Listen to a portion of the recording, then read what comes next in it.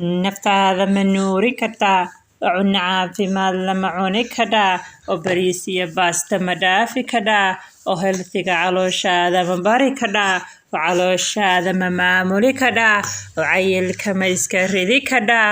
oo waqtiga ma maarayn karaa oo biyo badan ma cabi karaa mise way iska dhaafi karaa tigtaagaaga iska daawan karaa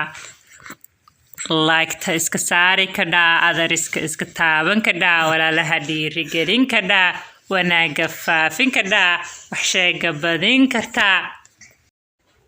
maanta kadhaa bay ka shidantaa marka asxaabi soo dhawaada fideogan waxaan ku dhahay tubaan waxaan jeclaystaa inaan idinla wadaago qudaartan maasha Allah inta qudaar haysatid baad isku soo daraysaa